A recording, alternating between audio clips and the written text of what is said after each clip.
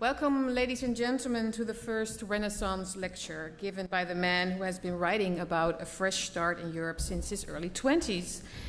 I'm not sure he had Brexit in mind before the Treaty of Maastricht at the time. I would imagine he would have his mind on having fun after the mom and Dexit. But the result of the referendum in 2016 was a surprise to, I think, all of us anyhow. Overall, you may have noticed that the universe seems to be serving up more surprises than normal these days. The election of President Donald Trump, the rise of conservatism as the new counterculture, as some argue. And just by looking at the many popular YouTube channels and blogs that attract millions of subscribers and followers, it's hard to not see the impact. You can just look outside. Mainstream media and politicians are horrified. They have seemed to have turned surprises into a blaming contest. And Daniel Hannan, writes about this while still staying confident that Brexit will work out in the end. Europhiles and the political establishment don't want to understand surprises or the surprises waiting to happen. They choose to view anything counterintuitive as extremists, as not their problem. But like Mr. Hannan wrote somewhere, if you step away from the screen, you will find that in the real world, most people of the 84% that voted against Brexit are reasonable and well-intentioned patriots who want what is best for Britain. And this makes sense. Humans are capable of these things, of changes, even though economies panic. We are capable of golden ages after dark ages. The question here in the Netherlands is this an example to follow? Or are we capable of stepping away from the screen? I'm not sure. I'm sure you're not sure. And that's why we are here, to listen and discuss. The fact that Daniel Hannan has put so much work into the disentanglement of Britain from the EU, like operating on Siamese twins attached by their heads and limbs, shows that we should pay attention, away from our screens, at least for tonight. First, I want to introduce Professor Paul Cliteur, Professor of Jurisprudence in Leiden. He's a philosopher, a writer, and a publicist. And please give a welcome to him.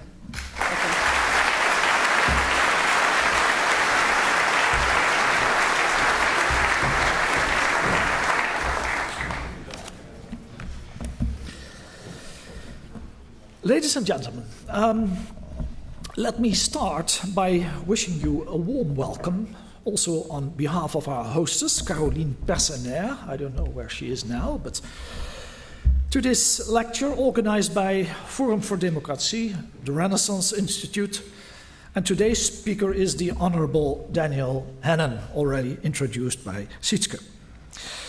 The title of his speech is Brexit, Opportunities for Britain and the Netherlands. We are honored and we are delighted to have such a distinguished speaker on one of the topics so close to the central ambition of not only Forum for Democracy as a political party, but also the scientific think tank of that party, which carries the perhaps somewhat ambitious but also optimistic sounding name, the Renaissance Institute. That's exactly what unites us here, I think, a renaissance of democracy. We know, of course, that many political parties pay lip service to democracy as an ideal. But as in the people's republics in the former Soviet Union, we think that a lot of talk about democracy in contemporary political thought is vain rhetoric and, frankly, misleading. There are many parties nowadays which pride themselves with the name of democratic parties that try to keep the people's will at bay. One of the most telling, I think, semantic ironies of our time is that the term populist, derived from the Latin word people, is used as a term of abuse. As if one of the greatest sins contemporary politicians can commit is taking the will of the people seriously. What does that tell us about the state we're in? A long time ago, in 1885, a famous British constitutional scholar, A.V. Dicey, wrote a book, An Introduction to the Law of the Constitution. And Dicey introduced two terms that were appropriate labels to characterize the essence of British democracy, he thought. And those were, first, the rule of law, and second, the sovereignty of Parliament. Now let me say something about that second term, sovereignty of Parliament.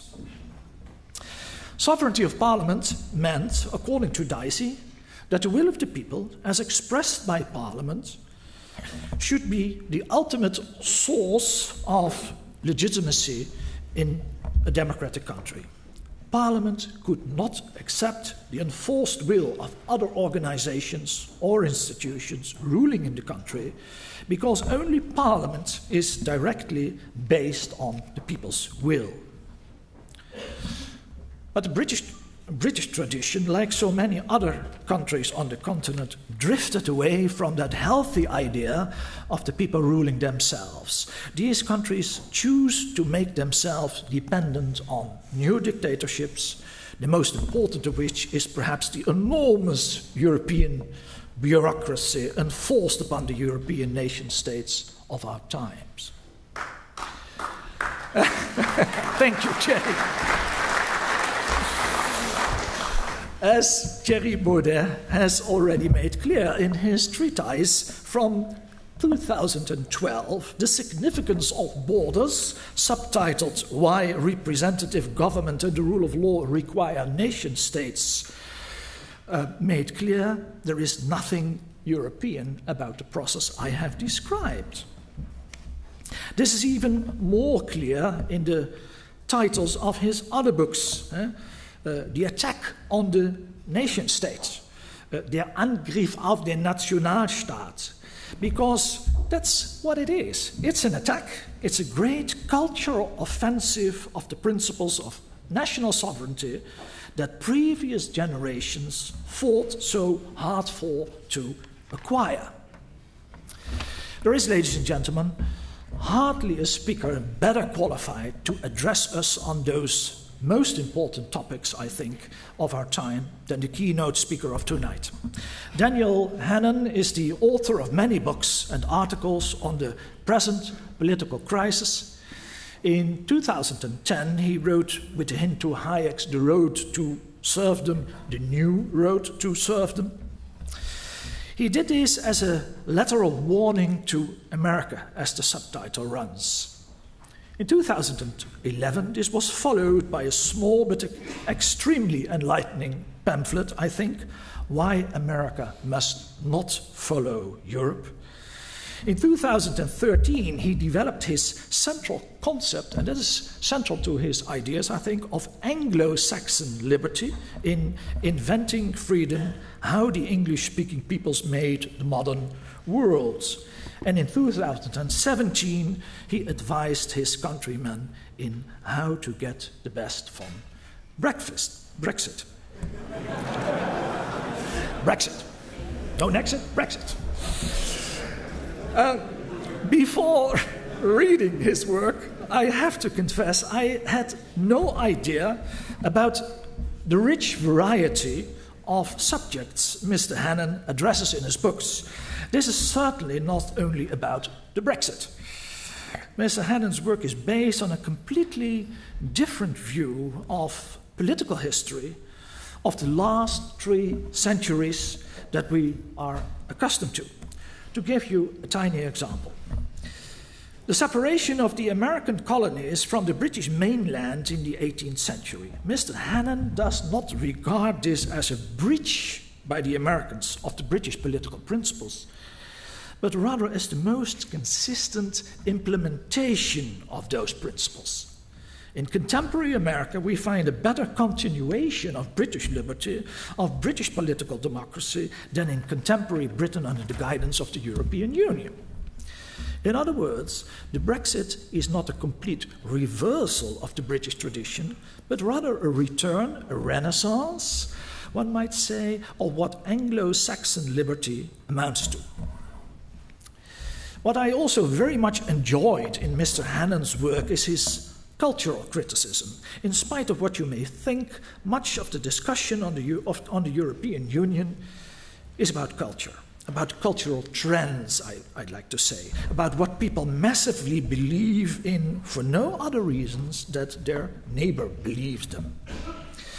A few minutes ago, I spoke about the fact that people seem to let their hard-won liberties slip through their fingers. How is that possible? That's not an easy thing to understand. When people are suppressed in the way this was done in Nazi Germany and is still being done in North Korea or in some dictatorships in the Middle East, it's very easy to understand that they submit to the will of the dictator. Religious dissenters, Christians, Jews and atheists do not have a comfortable living in Jeddah. But how to explain that we are so sloppy with the defense of our freedom in contemporary Europe? That's strange. That's a mystery in a sense.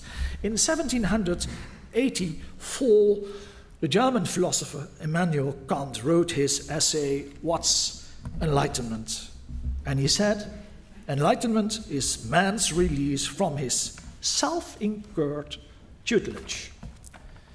This is the real mystery. Tutelage, but self-incurred. Mr. Hannan's work gives you many examples of this self-incurred tutelage. How to explain that? Are we ruled by men whose personal interests are too much involved with their jobs? Hannan quotes Upton Sinclair, who once said, "It's difficult to get a man to understand something when his job depends on not understanding it." Hannan speaks of EU leaders, many of whom engage in self-deception. He hilariously describes how difficult it is to open a discussion on the efficiency of some institutions when men are being indoctrinated on a structural basis not to engage in an open discussion. Mr. Hannan's work is full of witty phrases, such as paying people to be poor has created more poor people. I was also pleasantly surprised by the realistic way Mr. Hannan described the European predicament with regard to integration, reflecting on the murder of Theo van Gogh by the jihadist Bouyeri in 2004. Hannan comments that this event foreshadowed the problems many other European countries came to experience as well. And this was really prophetic. He remarks, they too had managed to alienate a minority of the second-generation immigrants and drive them into armed revolt. Yet another example of Hannan's clarity in this is his description of the causes of this armed revolt. Let me quote again. The idea that poverty is a breeding ground for violence and terrorism derives ultimately from Karl Marx. Hannan has a different view. The modern welfare state is the home ground of terrorism. I side with Hannan, not with Marx. Ladies and gentlemen, let me conclude with a last quote from Mr. Hannan. This time from his book, The New Road to Serfdom. I think the passage that I'm going to quote has gained a new topicality in the light of the recent events around this venue here, the Rode Hoed. On page 36 of The New Road to Freedom, Mr. Hannan talks about British police chiefs, about what they should see as their core business and what they actually experience to be their main preoccupations. Ask them what our priorities are, Hannan advises us. They will answer the following. Cracking down on sexist language in the canteen, or recruiting more ethnic minority officers, improving their relations with the gay community. Now, none of these objectives is intrinsically wrong, Hannan states. Nevertheless, and here's the punchline, I think, it's hard to avoid the conclusion that the police chiefs have displaced rather than complemented what ought to be the core task of the police. What are those core tasks? According to Hannan, being beastly to scoundrels. Ladies and gentlemen, I say amen, and it's time to hear it from the horse's mouth. I give you Mr. Hannan. Please give him a warm applause.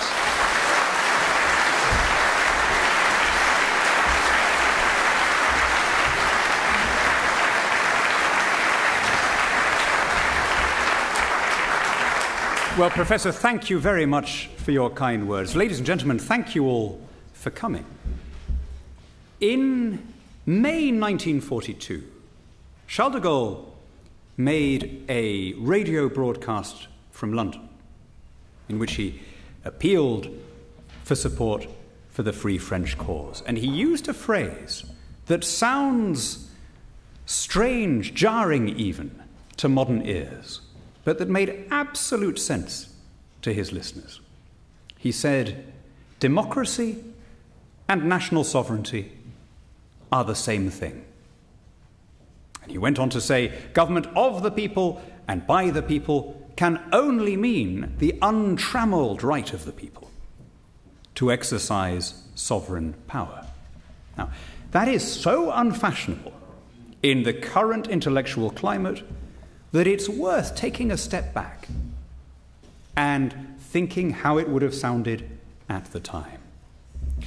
Democracy, in its modern form, was always a radical and patriotic movement.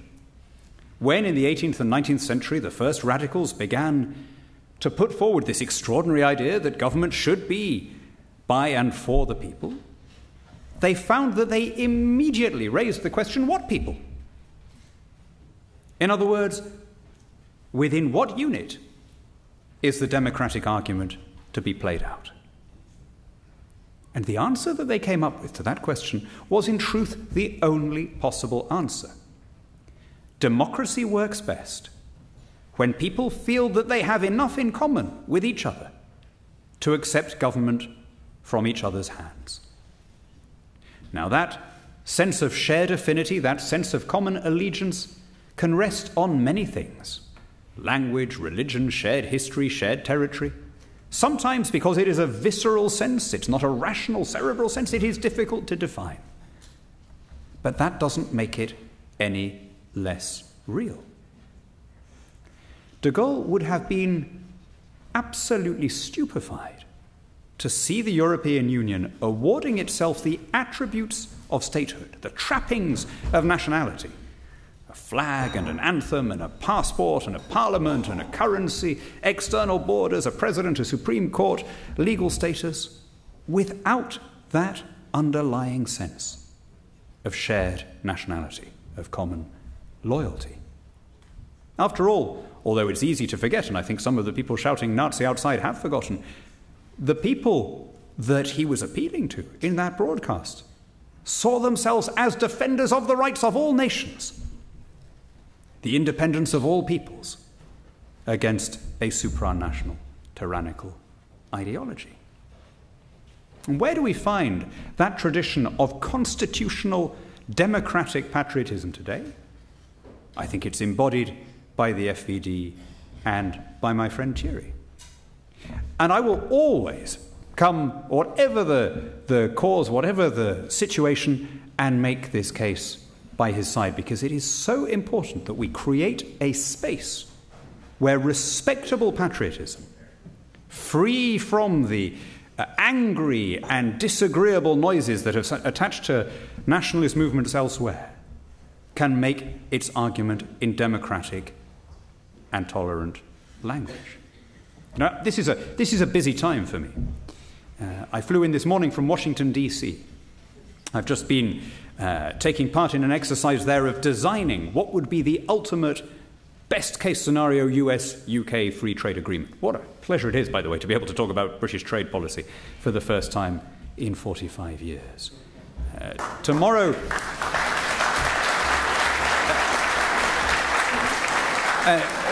is a prize day at my daughter's school. It's a very busy day. She's, of course, a very big fan of Thierry Baudet as well. She's 16 years old and she thinks he's absolutely wonderful. But my point is, this is a busy time for me. But I'm always going to come and stand alongside my old friend, because he has done something quite extraordinary here. He has created a space for a set of political principles that were always there, but that lacked articulation. And now, what an extraordinary thing. Going in 18 months from starting as a political party to being third, even second, in some opinion polls, we see the truth that all of the time there was this demand in the Netherlands, as everywhere else, for democratic self-government. And now, at last, that demand has found a political movement to articulate and champion it. So all of you who support the FED, thank you for what you do. You are, I think, displaying the highest form of patriotism, which is a belief in the independence of all countries.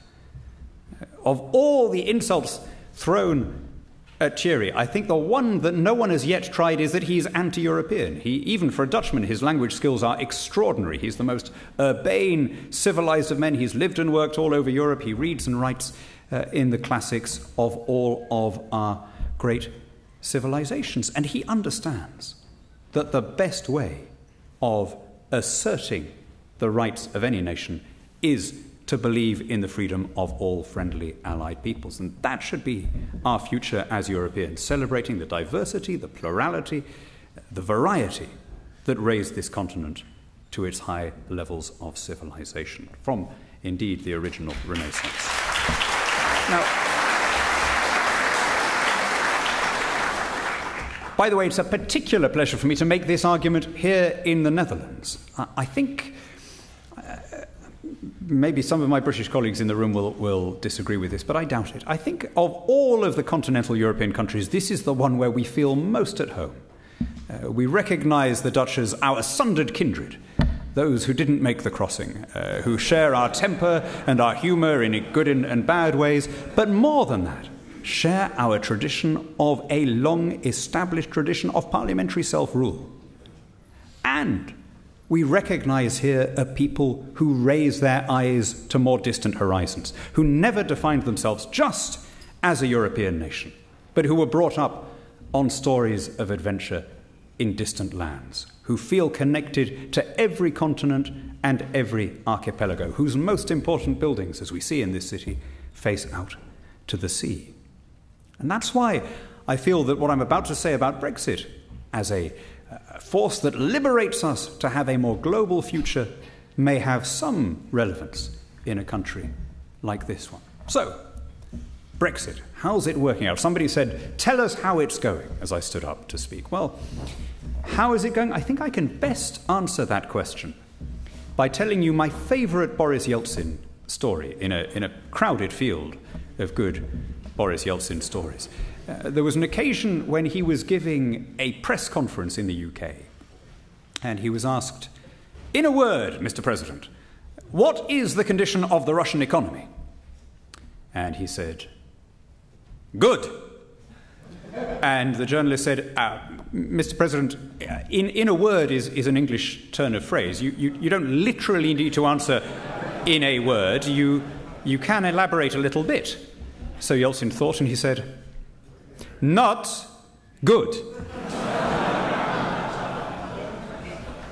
And I think that's probably the best way of describing where we are. It is good in the sense that all of the dire predictions we were given during the campaign have been shown to be nonsense.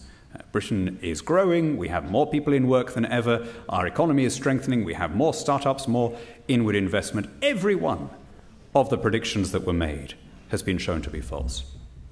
The not good bit is the way in which the negotiations are working out. But as you'll hear me explain in a moment, it is not good because of what it says about the European Union and its attitude. I'll come on to that in a moment, but let's start with a bit that's good. Look, all human beings are subject to some confirmation bias. Okay, we all tend to see the facts that sustain our prejudices, to screen out the facts that are inconvenient.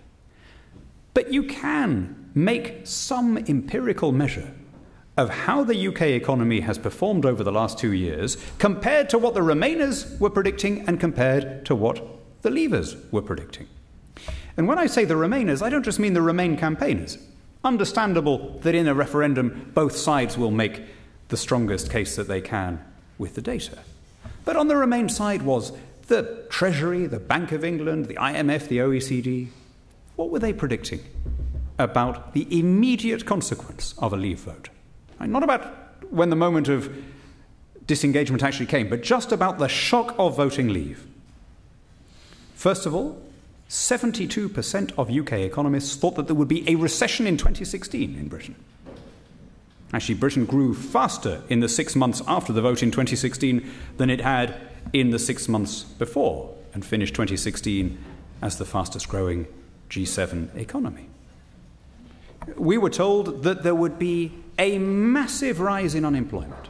The official Treasury figures said that unemployment would have risen by now between 500,000 and 800,000. What's actually happened? It has fallen by 500,000.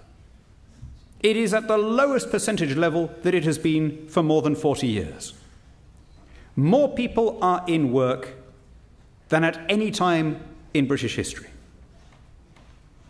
We were told during the campaign that if we voted Leave, the stock exchange would collapse. And our pensions would all be wiped out. What has happened? The stock exchange, as I talked to you this evening, stands at a record high. It's been increasing its value ever since the vote. In fact, you can measure this in almost any way you like. Exports are up, manufacturing output is up, retail activity is up, more startups have been launched since the vote than in the equivalent period before, and the big one for me, inward investment is at a record high. In other words, people who know that Brexit is coming are making the decision to invest in the United Kingdom. Now, why do I tell you these things? I get the feeling that this is not the way the narrative is always reported in continental Europe. I remember hearing very early on your Prime Minister saying Britain is in a state of democratic, economic and constitutional collapse. No, exactly. He meant the Dutch Labour Party was in all of those. He didn't mean the UK as a result of Brexit. Now, it is a very natural thing for people to cling to their predictions long after they've been disproved. And this, by the way, goes well beyond the economy. We kept on being told that if we voted Leave, Scotland would leave the UK. In fact, support for the United Kingdom is higher than it's ever been. We were told that if we voted to leave, the deal on migration with France would lapse, and we'd have the Calais camp moved to Kent. And it's been. I mean, I could spend the whole evening going through line by line the absurd predictions. But what I'm much more interested in is why. Why, particularly, I have to say, the kinds of English language media that are most read outside the UK, why are they clinging to their unremittingly negative view? This is specifically the Financial Times, The Economist, and the New York Times. People who should have been able to say, well, actually, I've been wrong so far. Maybe some of my initial assumptions were wrong. Maybe I should cheer up. Well, here I think we come back to the field of behavioral psychology. Do you know, in the 1950s, there was a cult in the United States, led by a woman who thought that a Genesis-like flood was going to wipe out all the land, and she and her followers would be rescued by a flying saucer if they gathered on a particular mountain in the Rockies. Now, incredibly, several dozen people believed this woman, and she formed a cult known as the Seekers. And it was infiltrated by a professor of psychology from Minnesota because he wanted to see what would happen when the prophecy failed. And that became the title of his ensuing book, When Prophecy Fails. So there they all were, gathered on the mountain. The flying saucer didn't show up. The floods didn't come either, you'll be amazed to hear. What happened next? Did the cultists turn in rage on the woman who had persuaded them to leave behind their husbands and wives, leave behind their jobs, and gather on this barren mountain in Colorado? Of course not. That's not how human psychology works. They had invested too much in wanting to believe it. If it was all a nonsense, then having abandoned their previous lives would have been for nothing. And so, to the intrigue of the psychologist who was reporting what was going on, they started behaving with a degree of fervour that they hadn't shown up until then, proselytizing, trying to convince other people of their new theory, which is that the only reason that the flood hadn't yet happened is because they had staved it off by their righteous behaviour, and unless they carried on behaving in this way, the flood would come back. Now, this is what we now call cognitive dissonance. It's a well-recognised psychological phenomenon. But if you think it is confined to cultists standing on the barren slopes of the Rockies, you are not reading the Financial Times or the New York Times or any of these other apocalyptic papers. Every single one of them is making the same mistake as those seekers. Yes, it's true, we've been wrong so far. Yes, the apocalypse hasn't, but just you wait. Oh, it's coming, and when it comes, it's going to be much worse. Now, of course, eventually there will be a cyclical downturn, and at that point they'll all jump up and down and say it was because of Brexit. But the reality is the country knows better. And that's why, despite everything, there hasn't been any meaningful shift in public opinion in the UK. An extraordinary fact. The Leave campaign shut up shop 2 years ago. The Remain campaign has continued at full throttle ever since. Impact on public opinion, to a single approximation, 0. Why? Because people can see perfectly well that the terrors of the earth with which we were threatened in the event of a Leave vote have conspicuously failed to materialise. And now we can move on to looking at the advantages that will come with independence. In particular, the ability to trade independently with the bits of the world which are actually growing, which is to say pretty much the whole world outside the European Union. And so we have now the argument beginning to move on to the democratic, economic, and constitutional benefits. I want to make one other point about when prophecy fails. And again, I wouldn't say this except that I feel I need to correct some of the narratives in the more extreme Remain newspapers. One of the things that we were told is that as a result of the vote, there was a coarsening of the atmosphere, a rise in intolerance or even of xenophobia or hate crimes. This was a very, very early example of fake news. Almost any event that was unpleasant was called a hate crime and attributed to Brexit. On the day after the vote, there was a racist hate crime against a tapas bar that was later shown to have been a burglary. There was some racist graffiti at a Polish community centre that I later discovered had been aimed at a Eurosceptic Polish think tank that had just been having its meeting there and was from one of the Polish community who objected to their presence. We've been told over and over again that, without any evidence, that the condition of the country is less tolerant. And yet, let me give you one actual hard fact.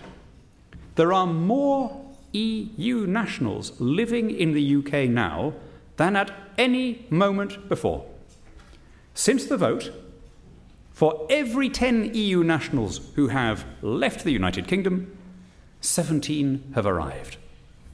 Which tells me two things. First of all, that it plainly isn't an unwelcoming atmosphere, which of course everyone who lives there can see.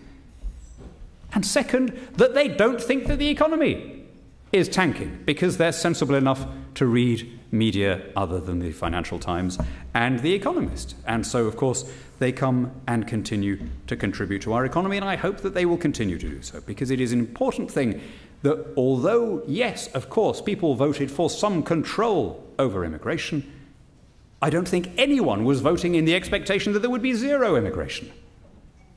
In fact, I'll give you a general rule of thumb, a heuristic, as academics call it, a general rule of thumb. If any British person tells you that the Brexit vote was all about immigration, I guarantee that you are speaking to somebody who voted Remain. Those of us who voted leave know that it was really about democratic control and that immigration was one of a series of issues where we wanted to take back control of our own affairs, along with agriculture and fisheries and trading policy and economic and industrial policy, criminal justice, foreign affairs, and all the rest of it.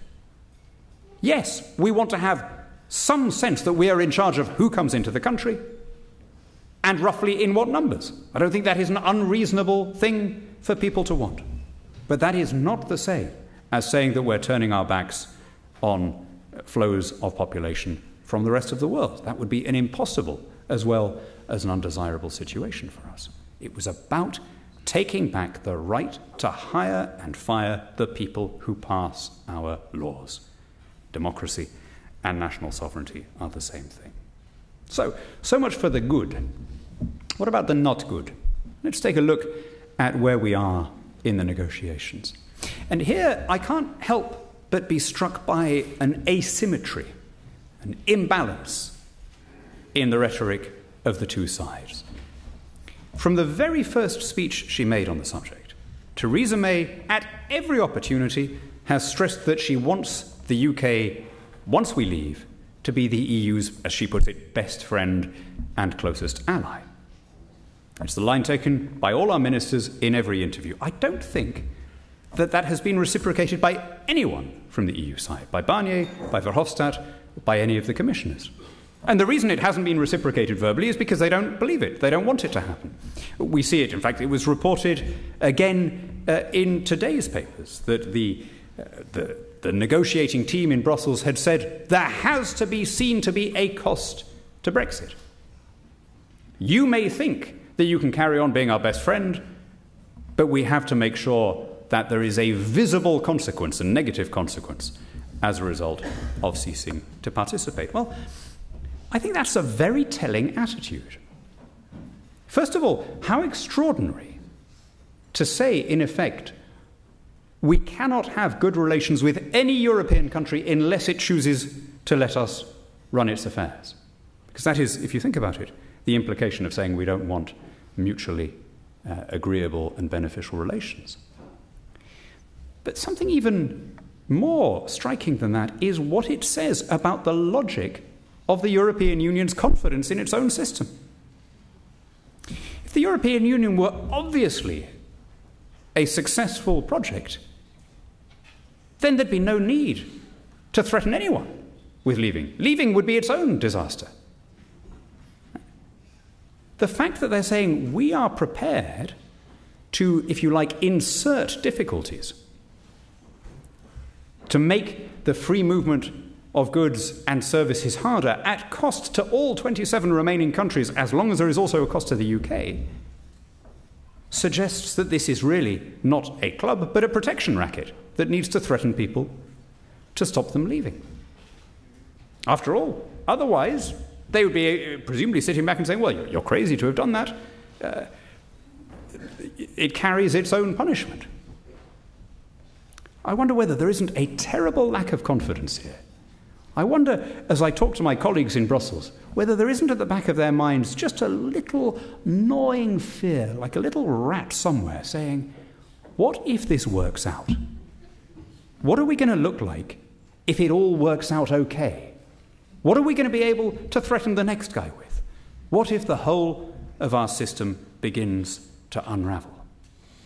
Now, is that really a system that anyone would want to be part of? It may be that we're dealing with something that is, if you like, emotional rather than rational. I understand that. Negotiators are humans as well. And a number of the politicians and bureaucrats feel personally affronted. But I think there's something else going on. We're never so angry as when we secretly blame ourselves for something. And I think that at the back of the minds of at least some of the people that I talk to on a regular basis in Brussels is a sense that this ought to have been avoided and would have been had there been any flexibility when the renegotiation took place. It was a 48-52 outcome. If David Cameron had been able to come back from those talks with any recovery of power, just one field, just one symbolic retrieval of one competence on fisheries or something, one thing, he'd have won the referendum. He'd have won the referendum because he'd have been able to say, look, I have set the precedent now that power doesn't always go in one direction. It can come down as well as being sucked into the centre. And this may not be a perfect settlement, but I've set a way now, a method for a retrieval of power, and this is therefore a more comfortable union. He would have won comfortably. And I think deep down they know that. But look at what it says about the unreformability of the European Union. That when push came to shove, it would rather lose its second biggest financial contributor than set any precedent that power can be devolved to the national level. And this is, it seems to me, my friends, an organisation that has passed the point where it is capable of self-regeneration. It's a little bit, and I want to be careful making this parallel because, of course, the European Union is a union of democracy. It doesn't imprison its opponents or take away their passports or run gulags. But I can remember travelling as a teenager in what we still called Eastern Europe in the 1980s and thinking, it's obvious it's obvious to everybody what needs to happen. These are unsustainable economies, unsustainable systems. It had been obvious at least since the Prague Spring that it was an unsustainable system, and yet the people in charge only knew how to keep on trotting out the same old slogans. They couldn't begin a reform process without spelling an end to the entire project. And I think there is a similar inability to confront radical change in the European Union. Here's the British problem from your point of view, the European problem from our point of view, very easily stated. We wanted to be part of a common market, not a common government. We spent decades trying to negotiate a change that would make that possible. And yet every shift in power, the Single European Act, the Maastricht Treaty, the Amsterdam Treaty, the Nice Treaty, the Lisbon Treaty, the Constitution that you guys voted for and were then swatted to one side and ignored, all of them centralised power.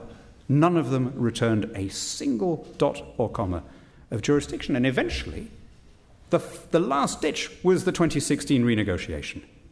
Britain went in, tried to get, even if only for ourselves, even if we couldn't persuade everyone else to do it, a status that would have allowed us a looser relationship, and we were told, no, reform is not on the agenda.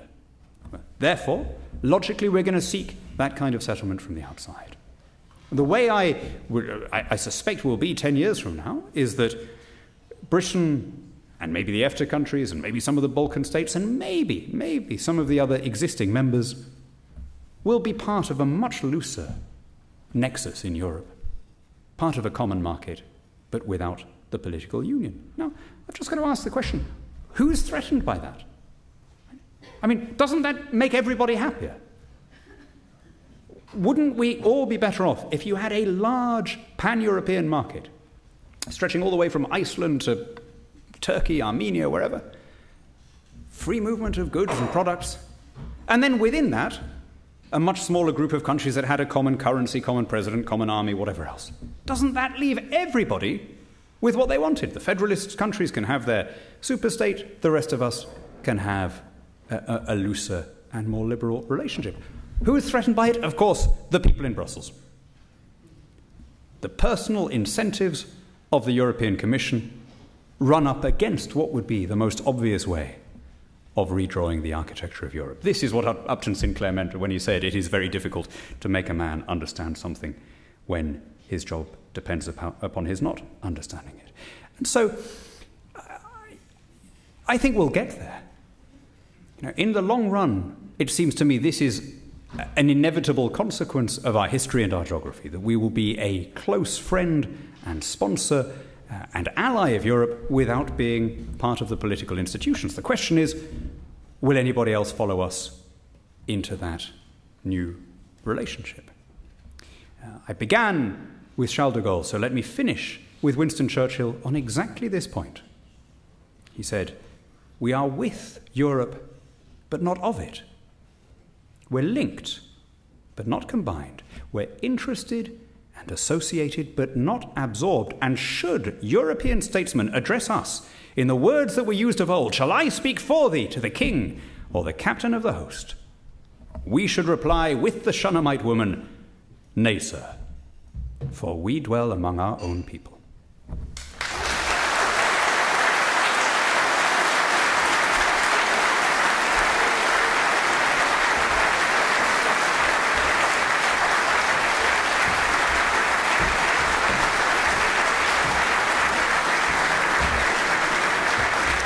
Thank you very much.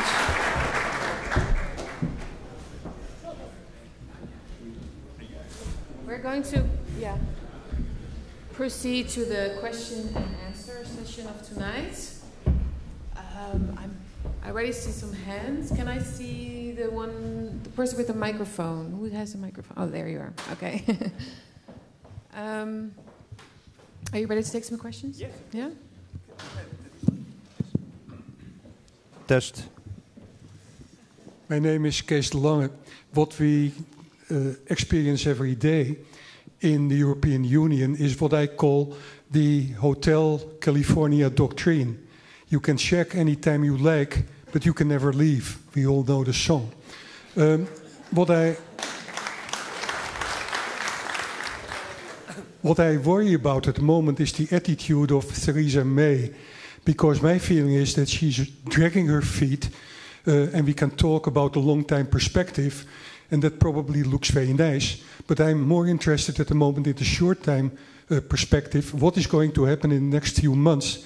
How can she block the process of progress, which we would like to be involved in, but in reality at the moment, in my view at least, we are not. Yes, thank you very much, sir. Very, very good question. You can check out any time. The only thing is, I never hear anyone describing it as such a lovely place. That would be an unusual take on the Brussels institutions. But the truth is, Theresa May is negotiating with a parliament that does not accept the referendum result. That's our immediate short-term difficulty. Both in the House of Commons and much more obviously in the House of Lords, you have parliamentarians who are so determined to overthrow the referendum that they will push for the most absurd, preposterous forms of Brexit in the hope of making it too difficult. And I have to say, this is partly why we have referendums, and it's partly why the referendum went the way it did. People were fed up with being disdained and scorned and patronized by a remote, self-serving elite that had personal interests in the success of the European Union. So we have, in the House of Lords, a number of the people who are leading the revolt against government policy are in receipt of pensions from the EU. But even those who are not directly on the payroll are indirect beneficiaries very often because they've worked for NGOs or for businesses that are beneficiaries of the Brussels racket. And this is the problem. People perceived an oligarchy. Sure, an oligarchy run by people who, in their own eyes, were doing their best. But, like all oligarchs, they ended up serving themselves. The Anglo-Dutch writer Ian Baruma talks about them borrowing a phrase from Dutch history as the regenten, the class of oligarchs who thought that they knew, genuinely thought that they knew better than the rest of us. And yet, as we've seen in what's happened since the vote, they really didn't know.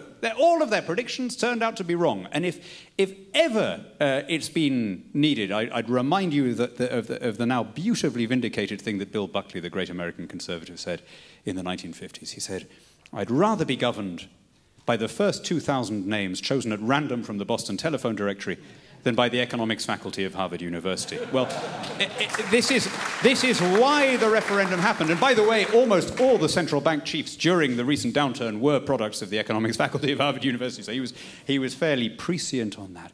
This is exactly why people voted to leave. And if it is necessary to remove the House of Lords in its current composition, you know what? That's a bonus.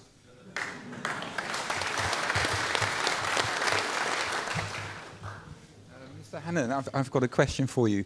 Although you're quite right about the House of Lords, it looks very unlikely that there is a majority for leave in the House of Commons.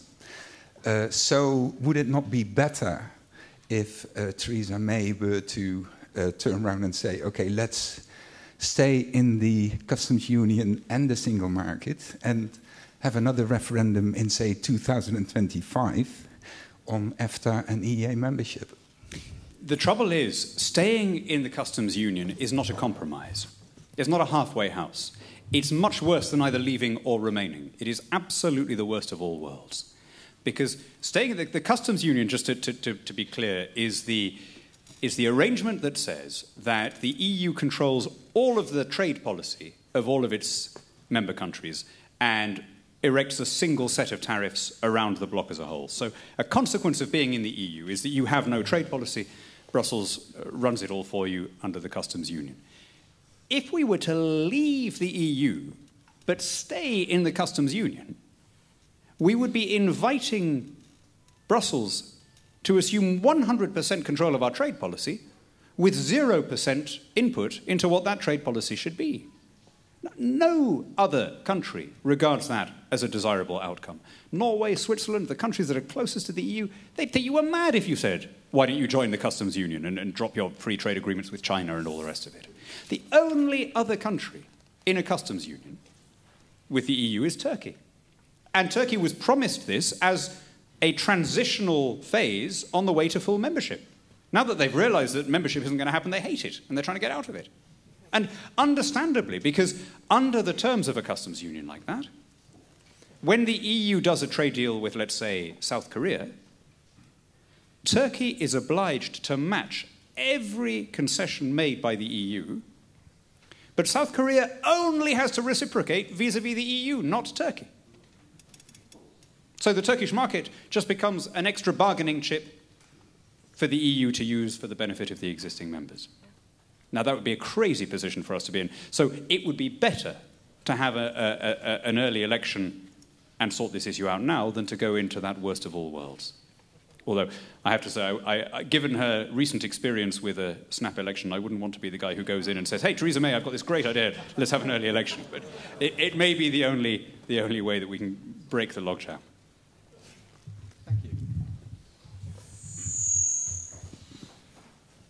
My name is Robert Bosch. I'm an investor and entrepreneur and strategist. I'm a sincere Anglophile for studies and culture and visit the banking district. I have some two harsh questions, and don't blame the messenger, but I do this to get the discussion right. Together with your colleague Helmer, you were in the European Parliament to advocate the rights of biotech and lobby for fishery and tobacco companies. After the Brexit period, which can take 5 years, alone the adoption of the US customs system will take 7 years, in which you will lose money dearly. The gross national product of the UK has fallen down to the growth to 0.5%. You didn't mention that.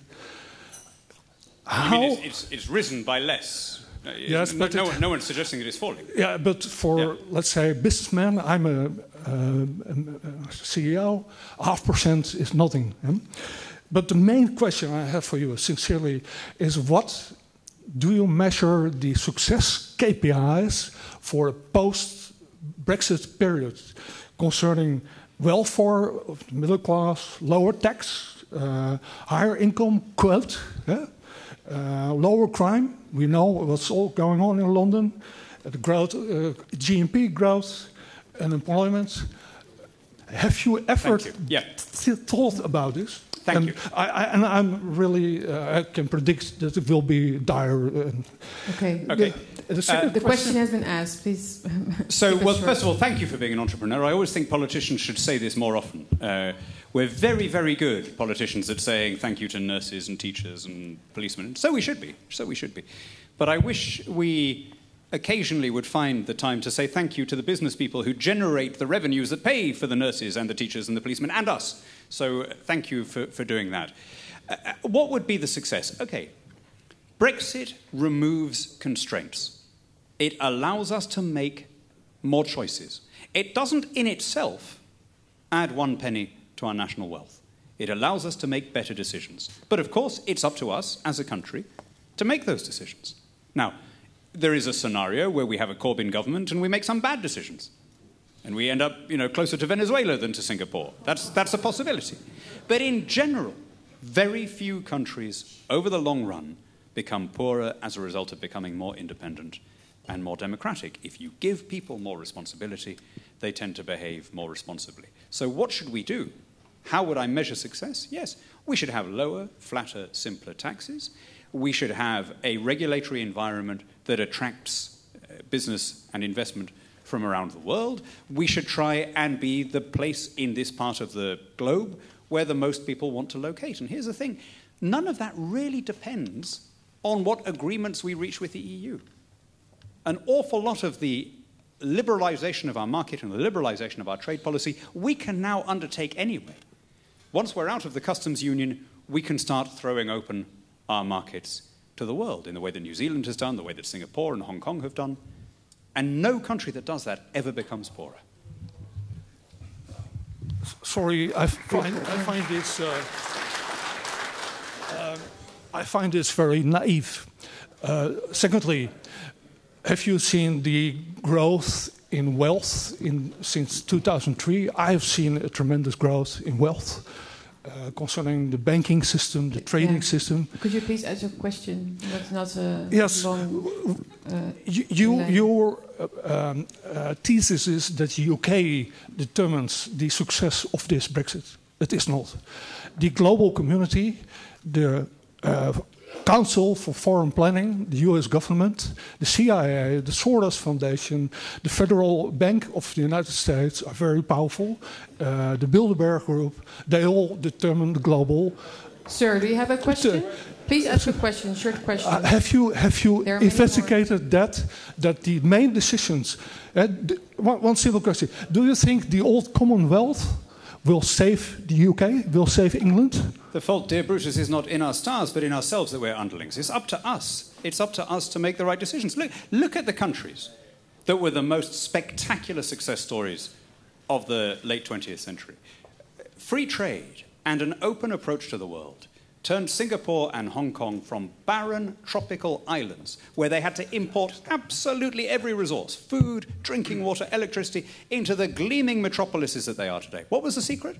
They didn't join a customs union with their neighbours.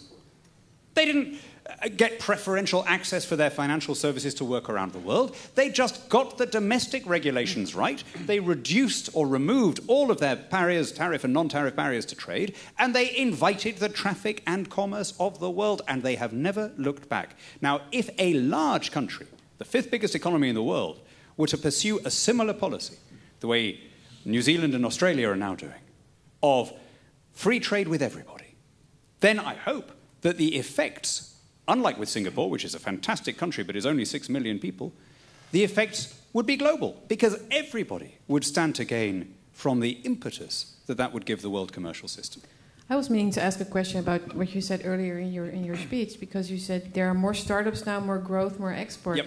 Well, what is the correlation between the Brexit and the fact that this has happened so quickly? Is it the sense of responsibility because Brexit has not been... It's a very good question. On any given day, there are companies that move to the UK and companies that move from the UK, right? And the general rule of most of the coverage post-Brexit has been only to look at the ones that are moving from the UK and to attribute that wholly to Brexit. So, for example, a lot of people have picked up that, since I'm here in the Netherlands, a lot of people have picked up on the news that Unilever is consolidating its headquarters in Rotterdam. Okay, even though the chairman and chief executive kept on saying this is nothing to do with Brexit, it's all to do with the takeover law. But, far less attention to the fact that ING has relocated to London since the vote. As has Deutsche Bank, as has Wells Fargo, and as in particular have the big tech companies.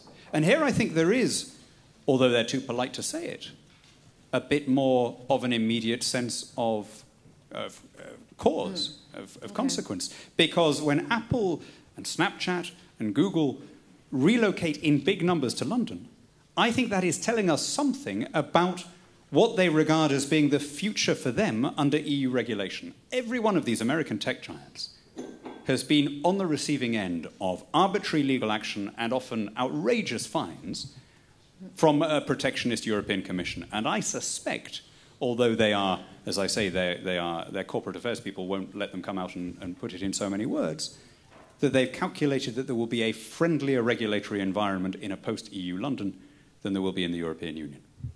Okay. So they were persuaded. They were persuaded by something else than just the facts. I think they have made a calculation on where the best long-term future is, and yes, I think being outside the EU they regard as a bonus. Some more questions, please, from the audience? Sure. Hello. Oh, yes, sir. What would your advice will be to us? Because our situation is different than your situation. You're a big country and you earn a sixth part of the total European income, and we're such a small country. And if we leave the European Union, I think we will be beaten up when we leave the door by some Brussels big guys that will... Because we are such a small country, they will treat us differently, I think, than Great Britain, because Germany has a main economical interest in Britain. So I think our position is different than yours. And what would your advice be to us in this case? Well, I'll answer that in a moment, but let me first just point out that their ability to beat you up is much more restricted than they think. I mean, let's say that they actually treated you as a hostile country and imposed sanctions the way they're doing to Russia at the moment. I can't help noticing Russia's getting by, right? I mean, the ability of the EU or of any entity, short of an actual blockade, to damage another country is limited. But you're right. Your situation is not like ours. No two countries have an identical situation. But I think we have some things in common. The professor, in introducing me, quoted from my book about how the English-speaking peoples made the modern world. And I had a chapter in there about how it was almost you guys. You had invented capitalism before us, at least in its modern form, joint stock ventures, limited liability. And you can see that in the architecture all around us, in this city particularly. And it was just the merest accident of geography. If you hadn't had to expend your resources in a series of defensive wars against autocratic Bourbon France, your banks wouldn't have relocated from Amsterdam to London. The world could have been very different, and we'd have probably been having this evening in Dutch rather than in English. These are the way the breaks work. What I think it says is that this is a fundamentally entrepreneurial nation. A nation that is unembarrassed about making wealth through trade. And that, I think, it puts you slightly at odds with the prevalent view in Brussels, which is that wealth is something to be taxed and used by governments and not something that is created, if you like, out of thin air just by commerce. If I were Dutch, I would want a different relationship with the European Union. I would want a relationship where we had control of our borders, control of our taxes, and ultimately control of our money. I think the euro hasn't worked out. And I mean, this is your call. I'm not Dutch, right? I'm a big believer in national sovereignty, if that wasn't already clear. So this is just if I happen to have the vote here, the way in which the euro is developing, I don't see that any of the fundamental errors in it have been addressed. Errors very ably identified by a number of the FVD leaders. I can see Henk and Thierry, and indeed my former Euro colleague Dirk-Jan Epping, who has written brilliantly on this subject. None of those problems has been addressed. So you're still on the hook for those things. Now, if the European Union were prepared to say, here is a looser arrangement for the Netherlands, where you can recover some powers, you can retrieve some sovereignty, and you can have some more control over your taxes, your laws, and your borders, fantastic.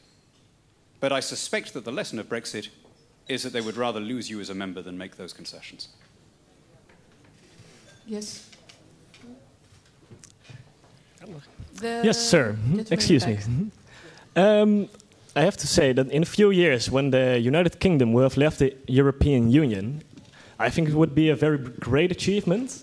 And at the moment that the Netherlands would leave the European Union, would the United Kingdom openly support the Netherlands in this decision? I mean, I hope the United Kingdom will support the Netherlands in any situation, whether you're in the European Union or not. We have a very, very old alliance that, well, I think you may just be able to claim the title of being the last country to have actually defeated us in a proper bilateral war. But since then, we've got on pretty well for the last 300 odd years, and I think that will carry on whatever decision you take vis-à-vis the European Union. But actually, look, here's another point, guys. Nothing is forever. You know, Europe may be a permanent geographical reality, but the European Union is no more permanent than the Hanseatic League or the Holy Roman Empire. These things come and go, and the trick is to be where the growth is, to be on the side of the future, to be where the growing markets are. Can I take a question here? Yes? Yeah, my name is Bob van Pareren. I think there's also a psychological factor that's very important with the Brexit. And it gives new energy in Great Britain. It gives the energy to change, and the change is needed. And what I learned from some British friends of mine is that they really live according to that. They really like the new energy in the country to come to new solutions, to new challenges, and that's important. That's a really important point, and it's often underestimated. As long as we are taught to look to Brussels for all of the solutions and all the problems, we're not fully responsible, autonomous, mature people. And worse than that, we begin to think that we're incapable. You know, this ridiculous argument that we're now having about the customs union. I mean, how incredible that a G7 country, the fifth biggest economy in the world, one of the 5 permanent members of the UN Security Council, the 4th military power, is seriously questioning whether it is capable of running its own trade policy. That's the sapping effect of half a century of European integration. You begin to think that you're incapable of using muscles that you haven't used for a very long time. I think that as we leave, we will straighten our backs and look around and realize that our song is not yet sung. We still have more to give. We have a unique blend of links through migration, through language, through law, to every part of the planet. We still have the leading European power in terms of education, the audiovisual sector, finance. The idea that we're not able to run our own affairs. Who else in the world would say this? I mean, you know, it's only because of the European Union that we think like this. You know, Australia and New Zealand are not about to merge, right? People don't go around in New Zealand saying, oh, these Australo-skeptics, when are they going to understand that we're just a little offshore island, you know, we can't make it on our own, you know. Japan is not applying to join China, as far as I'm aware. You know? And people don't say, oh, these bigoted Sino-skeptics, when are they going to understand that they've lost their empire? You know, it is a healthy, normal thing for a country to trade with friends and allies, both in its immediate vicinity and further afield, and to live under its own laws as a responsible international member of the community.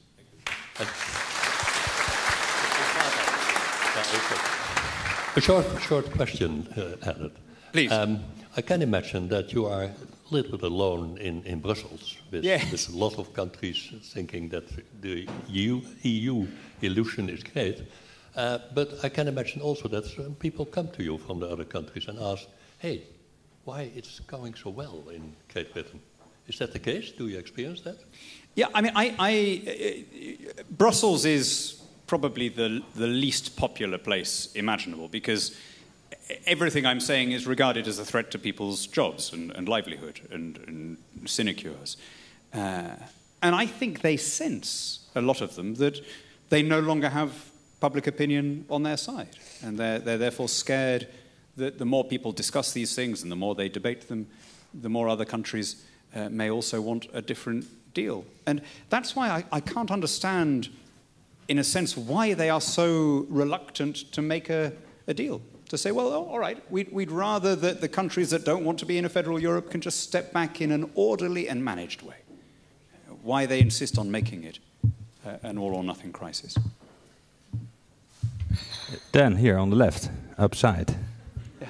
I can't say anything through the lights, but okay. Thank you for your speech. You already spoke for a moment on the period after the deal was stricken on the Brexit.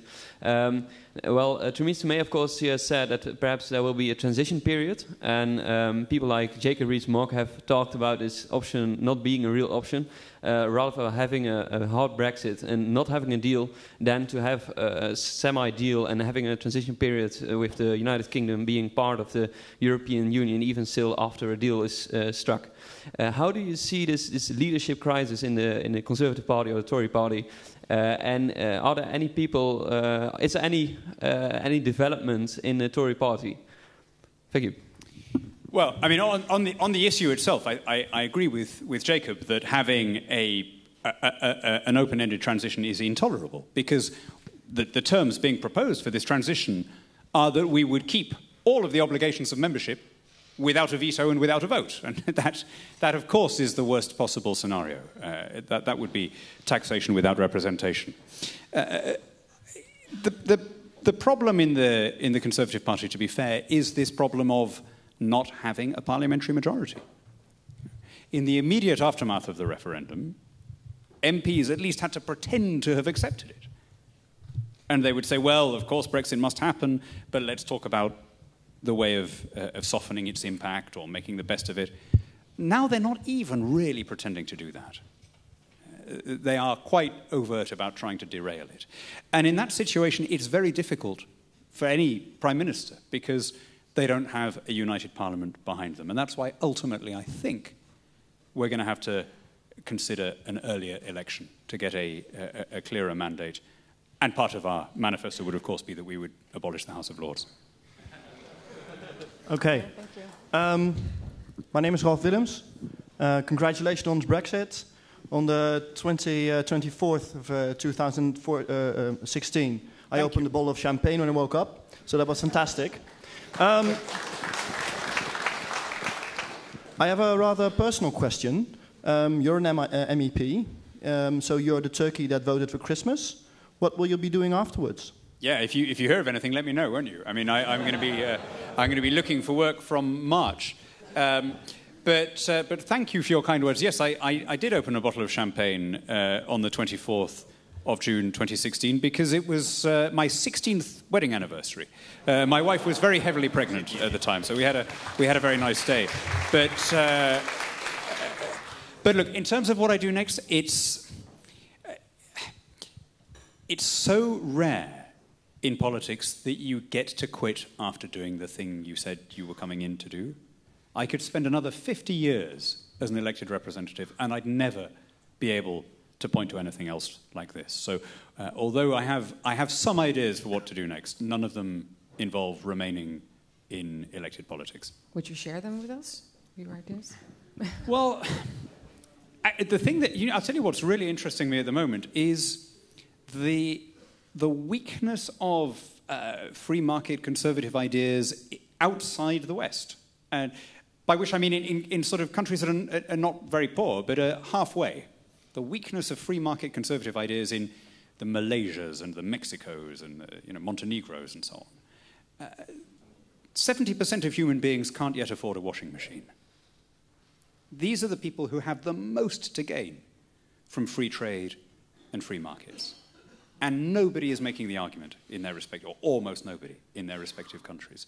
So I've set up a little foundation called the Institute for Free Trade, and we are focusing, and indeed using Brexit as part of this, on making the moral case for free trade as an instrument of poverty alleviation, of social justice, of conflict resolution. We can see the incredible benefits that our generation has lived through spread to the rest of the planet. And the great thing is it doesn't cost us anything. It's just a question of lifting the barriers. Mm-hmm. Yes, exactly. Thank you. I see some hands waving up there. Is there a microphone? Yeah. Sir. All right. Thank you, Mr. Hannan. My question is concerning the negotiations concerning the Brexit from the EU standpoint. Because for the Netherlands, there is a lot at stake in these negotiations. If this would end up in being no deal, then it would cost us 200,000 jobs, approximately. So you just said in your talk that the EU is now disrupting the negotiations. This would obviously create friction within the EU itself, Denmark, Ireland, and also the Netherlands, where there's a lot at stake. So what's your take on that? How will this play out in the future? Definitely a no-deal scenario creates friction. On the UK side, we can choose to reduce that friction unilaterally. In other words, we don't need customs officers. We can say the day after Brexit, if there's no deal, we trust you. You know, we've been in the European Union with you for 45 years. You know, we think you're not going to be selling us infected produce. That's fine. Okay, so there will not be, I think, any great demand for tariffs or for lengthy customs procedures on the UK side of the line. The question is whether the Commission will insist on those procedures on the EU side of the line. And the answer, I think, is left to themselves, they will. Because for them, this is a theological issue. You know, Britain blasphemed against the doctrine of ever closer union, and it now has to be excommunicated. But if you're interested in the reciprocal welfare of the EU 27 and the UK, then of course you should want to remove those barriers on both sides of the line. This, by the way, is an issue, I don't know how much this has been discussed in the Dutch press, but this is an issue that is very live in Ireland. We're told, you are leaving the EU, therefore you have a responsibility to avoid any physical infrastructure on the Irish border. And we've said, okay, cool, we won't put any up. And they've said, no, but you have to make sure that there's no infrastructure on our side. And we said, well, we can't really guarantee that. I mean, if you've got any ideas, we'll work with you on them, but it's your side of the border. You made that decision in 1921. We can't tell you what to put on your side of the border. And yet, this has now become, absurdly, the European Union is in the position of saying, Britain must find a way of ensuring that we don't put any checks on the EU side. Well, that I think is a completely intolerable situation. We can't possibly reach that. We can't do that for any other country. Well, I think this is your punishment, because you broke it, so you fix it. That's yeah, the argument. But, you see, but what will actually happen in the event of no deal, we have said there is absolutely no scenario where we will put up any border posts, any checks. The only thing that we will have is the number plate recognition technology we already have. Right? So you will cross that border in the same way, actually, that 85% of the Norwegian-Swedish borders are crossed with only cameras monitoring the traffic. If, in that situation, the Irish government chooses to erect infrastructure on its side of the line, that will be something that it would have to explain to its citizens, and I suspect that won't happen. But we plainly can't be in a position where we're held in the customs union because we are made responsible for not having checks in Ireland. But you've talked quite a lot about the fact that the problem lies with persuasion. You can't persuade when the facts don't matter anymore. And those are the times we live in now. So could you talk a little bit about how to persuade? I think that's true. I mean, for some people there is no debate because they're so angry about the whole process that there is literally nothing you can say. And I mean, I have a number of colleagues in the European Parliament. I can write the script. Whatever we say, I know that they will come back and say, no cherry picking, you can't have your cake and eat it, because they're obsessed with these cliches, and Britain's got to be realistic and come up with more solutions. And they say that before they've read anything. That's just their sort of autopilot setting. Now, with those people, it is impossible to have a dialogue. I have to say, I don't get that sense from the 27 governments. Okay. When I talk to ministers and representatives of the nation states, it's a much more positive attitude because they want to maximize the benefits for their own people. And they don't share the EU bureaucracy's view that this is all about making an example of people. So the interesting question, really, over the next 6 months is whether, as the treaties supposedly guarantee, the Commission answers to the 27. At the moment, it's not doing so because, frankly, of an imbalance of time and opportunity. If you're Rutte or Merkel or Rajoy, you're running a country, you know. Whereas if you're Barnier or Verhofstadt, you've got nothing else to occupy you at all. And this is This is why they have tended to assume a role way beyond what is foreseen in the treaties. Yes. Can I take a question here? Oh, after. Hello, Daniel. I come from the great country of Catalonia. As an advocate for national sovereignty, I would like to know what's your opinion regarding Catalonia's independence and how our freedom would affect the European Union. Okay, thank you. I'm in favour always and everywhere of the right of self-determination. Okay? That doesn't mean that you should automatically exercise that right? That's up to you guys. But I'm strongly in favour of Catalonia or Scotland or Flanders or anywhere else having the right to determine its future democratically. Now, self-determination and secession are not synonymous. If, as in Scotland in 2014, a country self-determines to be part of a larger union, that also is legitimate and that also must stand. And I'm not sure what would be the result if there were a fully authorised legal referendum in Catalonia that all sides agreed was being conducted properly. But I think it should take place. Okay, thank you. I'm going to take a question here, sir. Dan, you're a brilliant speaker. It's a brilliant question, John. Thank you very much.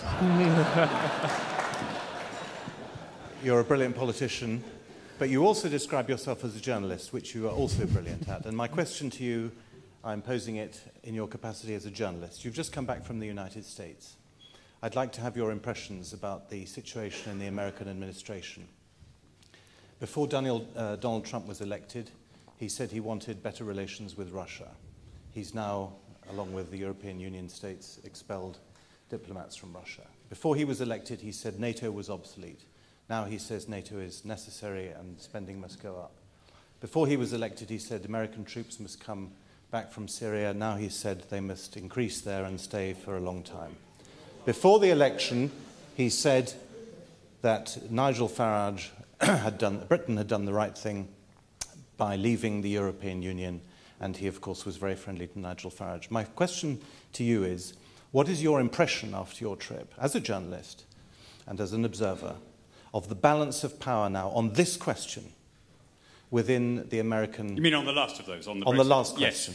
Yes. On the question of the European Union. In other words, what is the balance of power between Donald Trump in the White House and the rest of the American state, the Congress, the State Department, the Army, and so on? Because on these other three questions, the American state, I won't use the word deep state because it's just the state, the ministries, the Congress, and so on, seem to have won out. What is the balance of power, in your view, on the European Union issue? I think the administration and Congress both remain committed to having a deep and comprehensive free trade agreement between the US and the UK.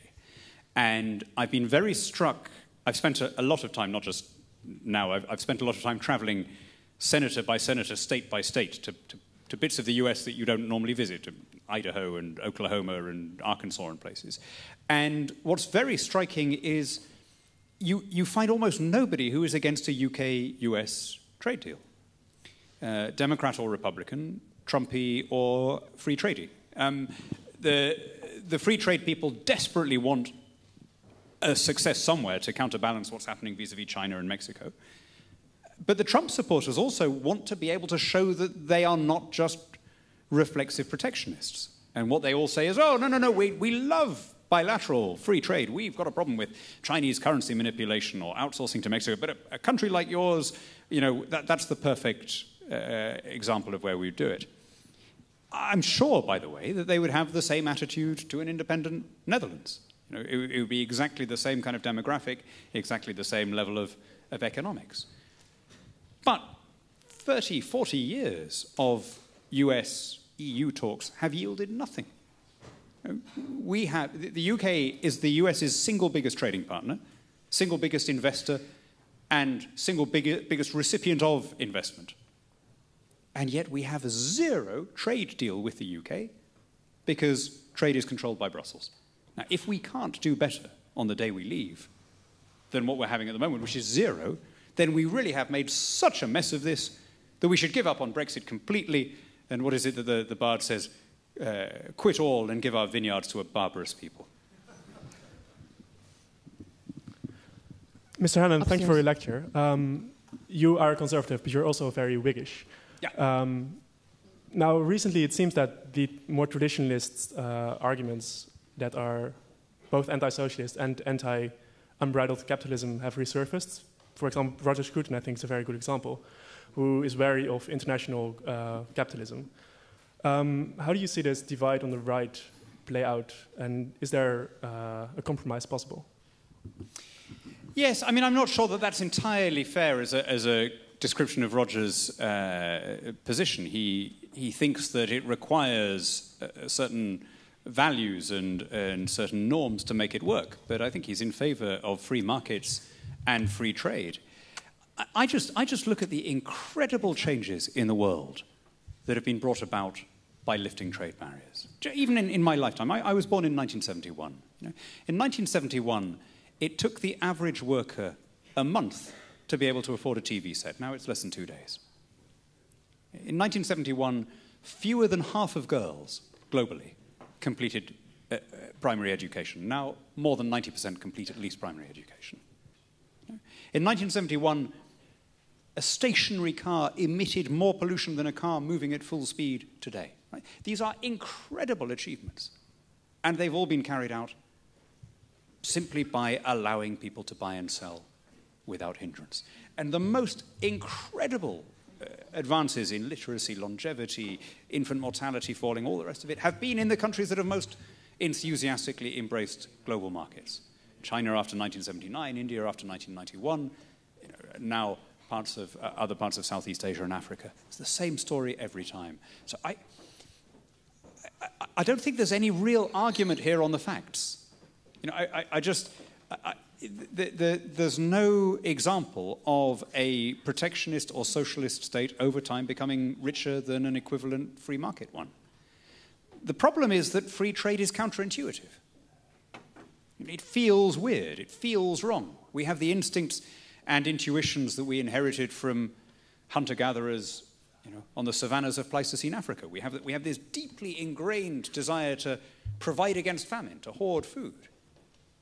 And so the idea of depending on strangers that you've never met, which is the whole basis for the capitalist system, is up against a million years of evolution. It just feels wrong, however clearly you can demonstrate its benefits in practice. Yeah, worked really well. Okay. Yeah, one more question upstairs. Hi. From a lady. Thank you. So perhaps it's off topic, but I was wondering what your views were on the relationship between the UK and Russia after the Brexit. Do you know, I would love to have better relations with Russia, but we have to face up to the reality of the regime that we're dealing with. Every new US president since George Bush has said, we're going to have a reset, we're going to have a new relationship, and it always runs up against the unwillingness of this Kremlin to behave as a responsible member of the Committee of Nations.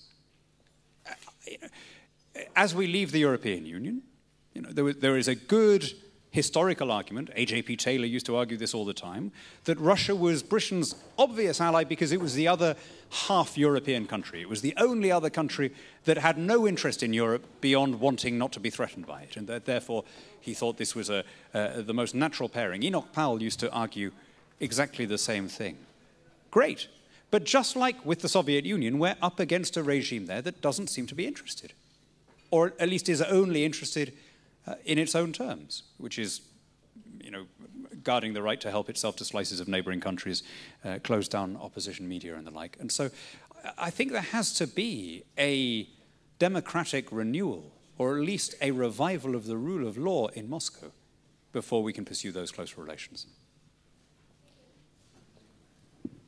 That's not very likely, probably, anytime soon. Well, you never know. You never know. Yeah. Downstairs, is that okay? Oh, there, the lady. Good evening, my name is Miriam. I was wondering, are you familiar with what the gentleman said, the Bilderberg Group? Because you're telling us Unilever is leaving England. Perhaps, like David Icke said, is all theatre for the masses. But others come in London, like Google. Perhaps they know more than we do. because every famous person, Obama, Blair, all these famous people first attended the Bilderberg Group, then became president. Like Macron, he attended the Bilderberg meeting 2014. 2016 he was chosen. So it's no coincidence. So what? Well, I don't think we need to look very far to see the reasons why Unilever is consolidating in Rotterdam. By the way, not leaving the UK. The number of jobs that will shift is in the dozens, not the hundreds. But they've made it very clear why. They don't want to be subject to hostile takeovers. They were very badly spooked when the Americans tried to buy them. Now, I have to say, I think that's a bad decision.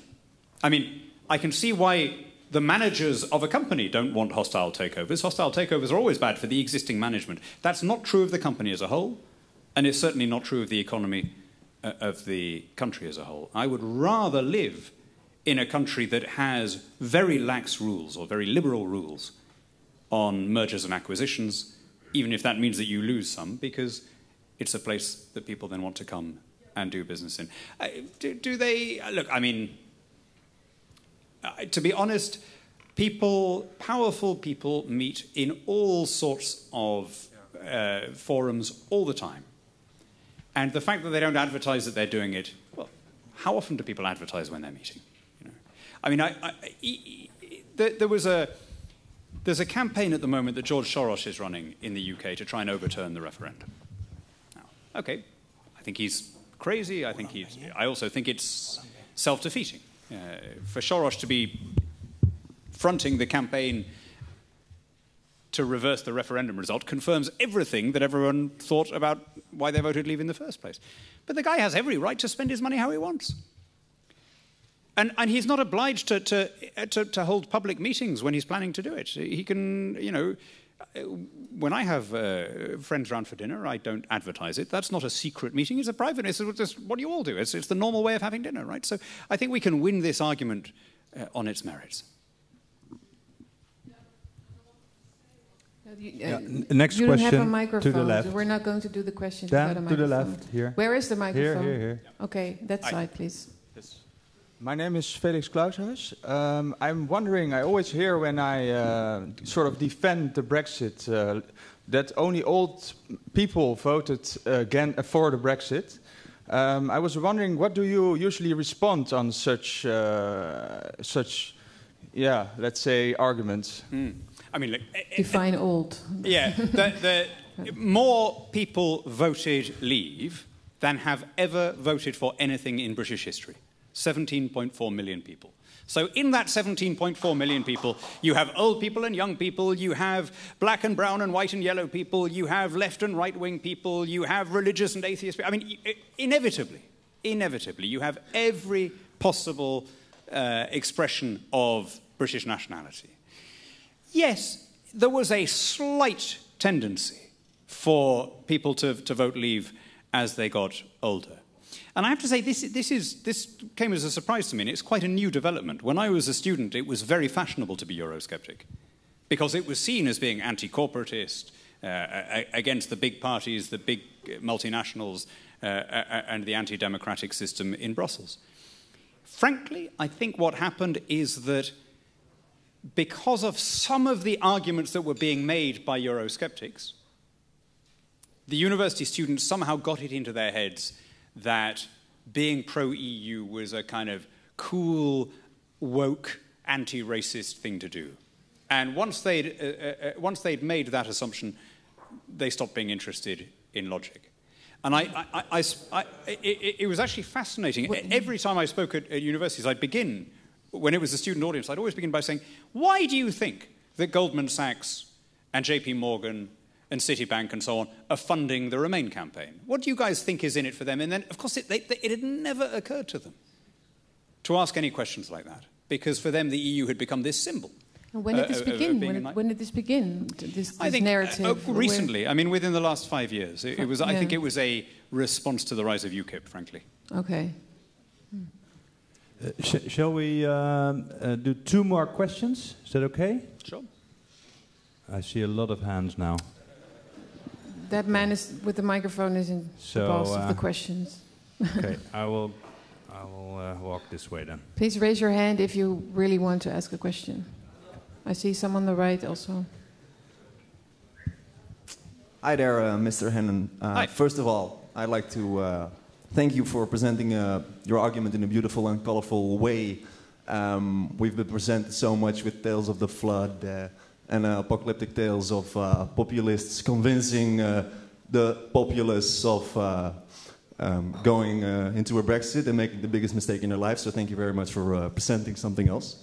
My question is about what you already referred to regarding Unilever.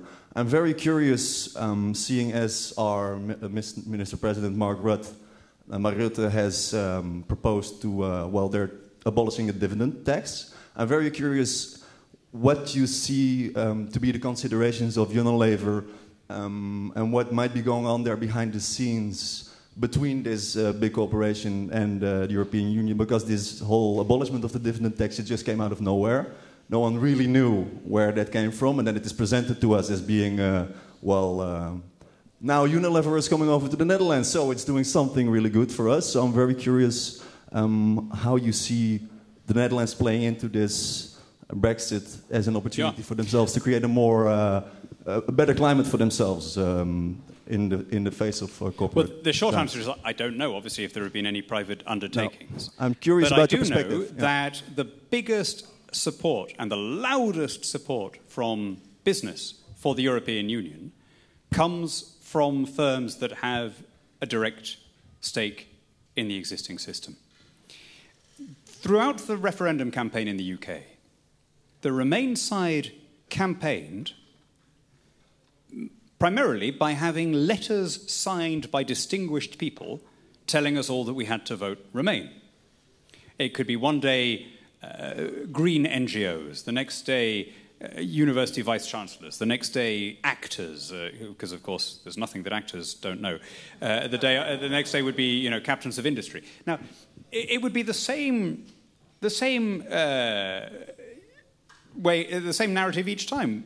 We would find the letter, we would spend 5 minutes on Google, and we would find that all of the people who were signatories, or almost all of them, were either receiving grants from the European Union or had some other favour or some other vested interest. And this was particularly true of the businesses.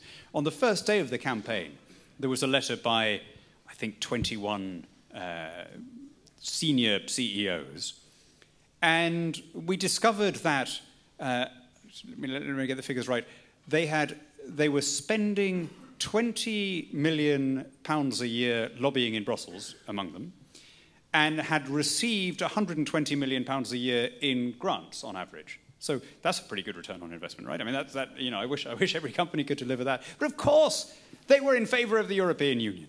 And of course, Goldman Sachs and so on and Unilever, the last thing they want to do is to have to start again with a different set of regulators after they have used the existing system to raise barriers to entry and to get rules that suit them rather than a future competitor. But people saw through it. This is why I was so proud on my 16th wedding anniversary when the sun came up and I saw the way people had voted, that they had withstood all the bullying and all the hectoring and all the threats, and they had politely done what they knew to be right. The experts never saw it coming, and they've never forgiven it. I'm going to quote one line. It's my favourite line from Edmund Burke, and it perfectly describes what happened in 2016, although he wrote it in 1798. He said, "Because half a dozen crickets, concealed beneath the fern, make the field ring with their importunate chink, while thousands of great cattle take their repose beneath the shade of the British oak and chew the cud in silence, pray do not imagine that those who make all the noise are the only inhabitants of the field." And what we saw in 2016 is that not only were the oxen far more numerous and powerful than the grasshoppers, but they were wiser, because all of the chirruping had been about things that have spectacularly failed to come. Now, of course, the grasshoppers are still squeaking shrilly because they've lost their position of automatic precedence. They've lost their cultural hegemony, and they're furious about it, and some of them have been psychologically unbalanced by it. But the people have been shown to be right. Thank you. With that, those were all the questions. Yeah, sure. Okay. It's almost 10 o'clock. I have... Dus straks nog gelegenheid bij de bar nog. Okay, you can ask any questions you have. You can ask at the bar when we have a drink, and Mr. Hannan will be there to answer them for you. So there will be time for that. Thank you very much for telling us everything about Brexit and giving us a sort of restoring our faith a little bit in what it means to be a country and to share nationalities and to believe in the independence of our countries. I think you did a very good job explaining what that entails. So thank you very much. Thank you. Okay. Thank you very much.